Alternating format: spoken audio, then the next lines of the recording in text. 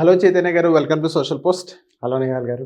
Sir, ఇప్పుడు gold price అనేది 150 దగ్గర అక్కడ కన్సాలిడేషన్ అవుతుంది. సో గోల్డ్ ప్రైస్ అనేది తగ్గుతుంది అని చాలా మంది నమ్ముతున్నారు. సో నిజంగా గోల్డ్ ప్రైస్ అనేది తగ్గుతుంది అంటారా? నిహాల్ గారు, గోల్డ్ ప్రైసింగ్ గురించి మాట్లాడాలి అంటే కొంచెం గోల్డ్ ప్రైస్ అసలు ఎందుకు పెరుగుతుందో తెలుసుకోవాలండి ఫస్ట్. సో దీనికి కొంచెం మనం హిస్టారికల్ డేటా తీసుకుంటే ఒక లాస్ట్ 40-50 ఏళ్ళ నుంచి యావరేజ్ గోల్డ్ ప్రైస్ మనకి అరౌండ్ 10% కంటే ఇంక్రీజ్ లేదండి. ఓకే, యావరేజ్ 10-11% కంటే దాటి ఎప్పుడు పెరగలేదు. బట్ లాస్ట్ సడన్గా లాస్ట్ 2-3 ఏళ్లలో విపరీతంగా పెరిగిపోయింది.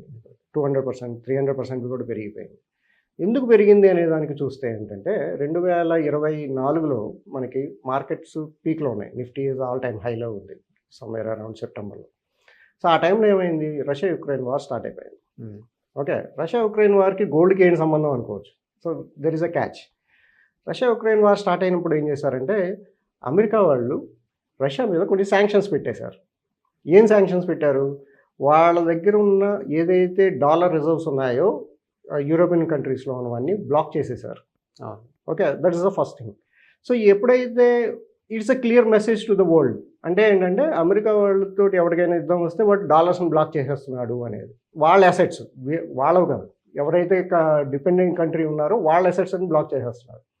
సో ఆ టైంలో ఏం చేశారంటే ఆల్ ద ఫెడరల్ బ్యాంక్స్ మిగతా కంట్రీస్ అన్నీ కూడా they came to a conclusion, ఇలా అయితే డాలర్ని మనం ఆపడం కష్టం అనే కాన్సెప్ట్లో they start buying gold as a reserve against hedging of dollar. Okay, దానిలో ఫస్ట్ చైనా.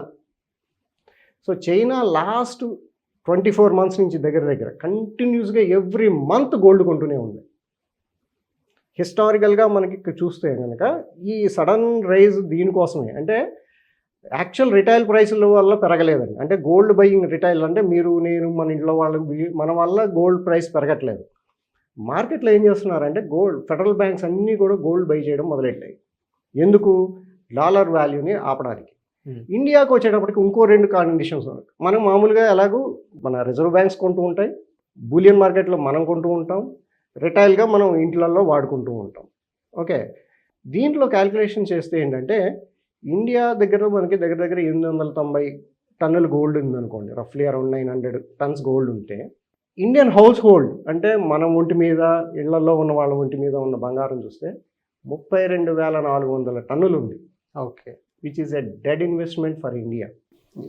ఓకే, ఇప్పుడు మనం హయ్యెస్ట్ అనుకుంటున్న యూఎస్ రిజర్వ్ దగ్గర 8,500, 8,800, 8,900 టన్నులు గోల్డ్ ఉంటే ఇండియన్స్ దగ్గర ఇళ్లలో బ్యాంక్ లాకర్స్లో తాళాలు వేసిన దాంట్లో 32,400, అంటే దగ్గర $4 trillion వాల్యూ గోల్డ్లో ఉండిపోయింది. సో మనకేంటంటే డాలర్లో బై చేస్తున్న గోల్డ్ ఇండియాలో ఉండిపోతుంది, which is not helping the government. Economy grow అవడానికి ఏం పనిచేయట్లేదు. అవును, వేరే కంట్రీస్ వాళ్ళు గోల్డ్ ఎందుకు కొంటున్నారు, to hedge against the dollar.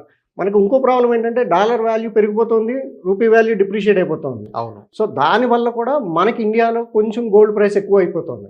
ఇప్పుడు డాలర్తో కంపారిటివ్గా తక్కువ వాల్యూ ఉన్న కంట్రీస్ ఉన్నాయనుకోండి, వాళ్ళకి బంగారం ఇంత వాల్యూ లేదు.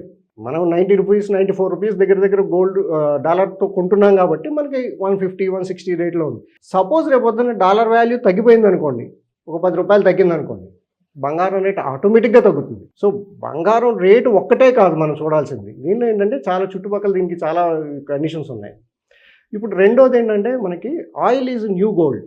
Okay, oil is new gold. Oil is the new gold. అంటే ఇప్పుడు గోల్డ్లో ఎవరైతే ఇన్వెస్టర్స్ ఉన్నారో వాళ్ళందరూ ఆయిల్ వైపు షిఫ్ట్ అయ్యారంటారా? ఆయిల్ వైపు కాదు సార్. ఇప్పుడు ఇదే ఇందాక మనకి ఈ వార్స్ వెనకాల ఉన్న కాన్సెప్ట్ ఏంటంటే అమెరికా డాలర్ని బలవంతంగా దేశాల మీద రుద్దుతోంది, మిగతా కంట్రీస్ డాలర్ని వదిలించుకోవడానికి ట్రై చేస్తున్నాయి. సో దీంట్లో మీకు ఇందాక చెప్పినట్టు రష్యా వాళ్ళు ఏం చేశారంటే రష్యన్స్ ఆయిల్ మార్కెట్ని డాలర్ బదులు వాళ్ళ రూబుల్స్ వాడుకోవడానికి ట్రై చేస్తున్నారు. నా ఇరాన్ కాన్ఫ్లిక్ట్ ఎందుకు వచ్చింది, ఇరాన్ వాడు చైనా వాడికి అమ్ముతున్న దాంట్లో కూడా డాలర్లో చేసి యువాన్స్లో పే చేయమని అడుగుతున్నారు. సో డాలర్ వాల్యూ ఎప్పుడైతే ఎక్కడ ఈ ఎక్స్చేంజ్లో జరగట్లేదో America is going to hit. So China వాడు గోల్డ్ కొనేసుకుంటున్నాడు, ఆయిల్ ఏమో యువాన్స్లో కొనుక్కుంటున్నాడు, రష్యా వాడు రూబెల్స్లో కొనుక్కుంటున్నాడు, ఇండియా వాళ్ళు బై చేస్తుంటే కూడా అదే రూపీస్లో మాట్లాడడానికి ట్రై చేస్తున్నారు. సో ఇవన్నిటికీ ఆల్టర్నేటివ్ ఎక్స్చేంజ్ కరెన్సీ ఏంటి అంటే గోల్డ్ కనపడుతుంది. ఓకే. సో ఈ కాన్ఫ్లిక్ట్స్ అన్ని తగ్గితే కానీ గోల్డ్ వాల్యూ తగ్గదు సార్. ఓకే. అంటే బ్రిక్ నేషన్స్ కూడా ఒక కరెన్సీని తీసుకురావాలనుకున్నారు. అదే గోల్డ్ అవ్వచ్చు అని కొంతమంది అంటారు. అదే అంటున్నాను సార్. ఇప్పుడు ఆల్టర్నేటివ్ అసెట్ క్లాస్ ఏంటంటే మనకి జేబులో రూపాయి ఇండియాలోనే చెల్లుతుంది, డాలర్ కొన్ని కంట్రీస్లో చెల్లుతుంది, బంగారం ప్రపంచంలో ఎక్కడైనా చెల్లిపోతుంది. ఎస్. సో ఆటోమేటిక్గా గోల్డ్ కమోడిటీ కంటే నెక్స్ట్ లెవెల్లో కరెన్సీ లెవెల్లోకి వస్తుంది. సో కరెన్సీ లెవెల్లోకి గోల్డ్ పెరిగితే డెఫినెట్గా డిమాండ్ కొంచెం ఉంటుంది. ఇదేమి మనం ఏంటంటే పుట్టించేది కాదు, మనం యాక్చువల్గా అది మనకి ఎక్స్ట్రాక్ట్ చేయాల్సిందే. అవును. సో ఆటోమేటిక్గా గోల్డ్ ప్రైసింగ్ అనేది కొంత డిమాండ్ పెరిగింది. ప్లస్ ఈ కాన్సెప్ట్స్లో కనుక జనాలు ఇప్పుడు కంట్రీస్ అన్నీ కూడా ఇలాగే ఉంటే కనుక గోల్డ్ రేట్ అనేది కన్సిస్టెంట్గా పెరుగుతూనే ఉంటుంది సార్. కరెక్షన్స్ ఉంటాయి, దెర్ విల్ బి కరెక్షన్. ఇప్పుడు రేపు పొద్దున సడన్గా వార్ ఆపేసాడు అనుకోండి, there will be some correction, drop down. But market కన్సిస్టెంట్గా గోల్డ్ పెరుగుతూనే ఉంటుంది, ఎందుకంటే they are looking it is an alternative currency. స్కాటేజ్.